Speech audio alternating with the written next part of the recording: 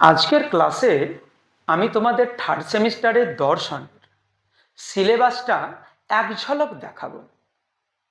তার আগে ছোট্ট করে বলি, যারা সেকেন্ড সেমিস্টারে পড়ছো অনেকেরই স্কুলে পরীক্ষা হয়ে গেছে, কিছু কিছু শিক্ষার্থীদের পরীক্ষা চলছে, আর কিছু কিছু শিক্ষার্থীদের পরীক্ষা আগামীতে হবে। এই মুহূর্তে তোমাদের সঠিক যেটা কাজ সেটা হলো অতি দ্রুতই থার্ড সেমিস্টারটাকে শুরু করে দেওয়া। কেননা এই সেমিস্টারটা একদম টোটাল এই বছরের শেষে নয়, 6 মান্থ মানে 6 মাসের মধ্যে তোমাকে পুরো সিলেবাস গুটিয়ে নিয়ে একটা সুন্দর পরীক্ষার জন্য নিজেকে তৈরি করতে হবে।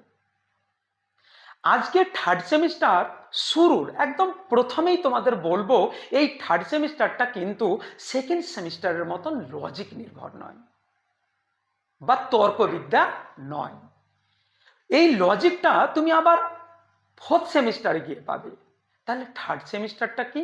দেখো, সিলেবাস দিয়ে আমি তোমাদের একটু একটু বললাম। আমি কিন্তু আজকে কোশ্চেন প্যাটার্নটা বলছি না, শুধু বলছি থার্ড সেমিস্টারে তোমরা কি কি পড়বে। থার্ড সেমিস্টারে তুমি যখন প্রশ্নপত্র পাবে বা তুমি টেক্সট বই যদি তোমার কাছে আছে, তাহলে তুমি বুঝতে পারবে সেখানে দুটো ইউনিট আছে। একটা হলো ইউনিট 1, যেটার নাম হলো অধিবিদ্যা, আর একটা হলো ইউনিট 2। তোমরা দেখতে পাচ্ছ ইউনিট 2টার নাম হলো নীতিবিদ্যা, মানে ব্যবহারিক নীতিবিদ্যা এবং সমাজ ও রাষ্ট্র দর্শন। ইউনিট 1 যেটা আছে, সেই ইউনিট 1 যে অধিবিদ্যা, সেই অধিবিদ্যাকে আবার দুই ভাগে ভাগ করা হয়েছে। একটা হলো প্রথম অধ্যায়, মানে পাশ্চাত্য অধিবিদ্যা। এই পাশ্চাত্য অধিবিদ্যাতে তোমরা 3খানা টপিক পেয়ে যাবে।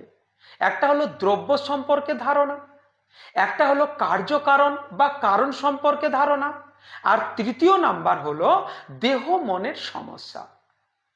এই টপিকগুলো সম্পর্কে তুমি যদি জ্ঞান অর্জন না করো, মানে দ্রব্য কাকে বলে বা দ্রব্য কি, বা কারণ কাকে বলে বা কারণ কি, বা দেহ ও মনের সমস্যা কি, এইগুলো সম্পর্কে তুমি যদি কনসেপ্ট বা ধারণা অর্জন না করো, ডাইরেক্টলি যদি তুমি প্রশ্ন উত্তরে চলে যাও, তাহলে এত হিউজ পরিমাণে প্রশ্ন আছে যেই প্রশ্ন তুমি মুখস্থ করে শেষ করতে পারবে না।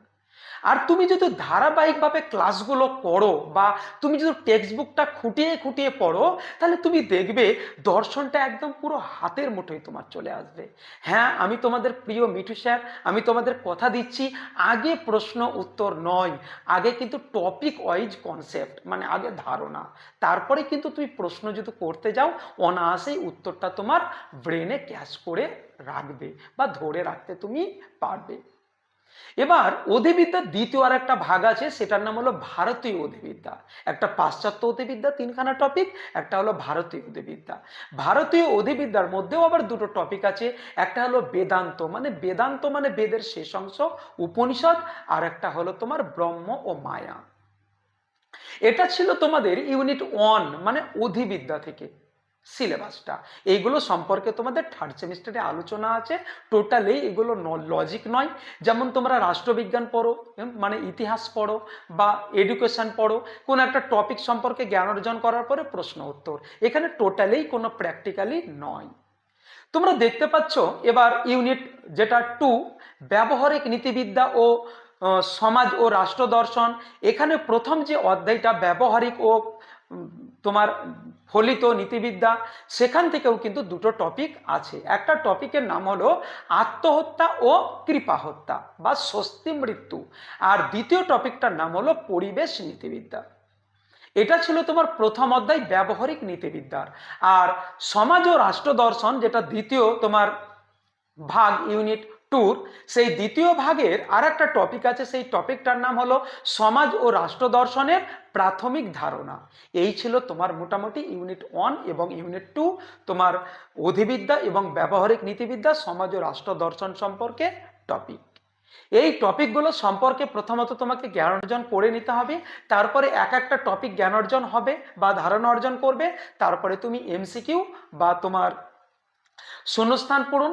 এমসিকিউ থাকছে তোমাদের এবার একদম 40 নম্বরের প্রশ্ন হবে, কোনো বড় প্রশ্ন হবে না, একদম ডায়াগ্রাম থাকবে, শূন্যস্থান থাকবে, বাম ডাম ইত্যাদি ইত্যাদি, এই টাইপেরই তোমাদের থার্ড সেমিস্টারের পরীক্ষা হবে।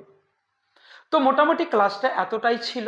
তোমরা থার্ড সেমিস্টারের ধারাবাহিকভাবে ক্লাসগুলো যদি আমার এই চ্যানেলে দেখতে চাও, তাহলে নতুন যদি হয়ে থাকো চ্যানেলটিকে সাবস্ক্রাইব করে নেবে। এবং ক্লাসটা যদি আমার আজকে তোমাদের ভালো লাগে থাকে, তাহলে প্লিজ তোমরা একটা কি করবে, কমেন্ট করবে এবং লাইক করবে। ভালো থাকো, সুস্থ থাকো, দেখা হচ্ছে নতুন একটি ভিডিও নিয়ে আগামী ক্লাসে।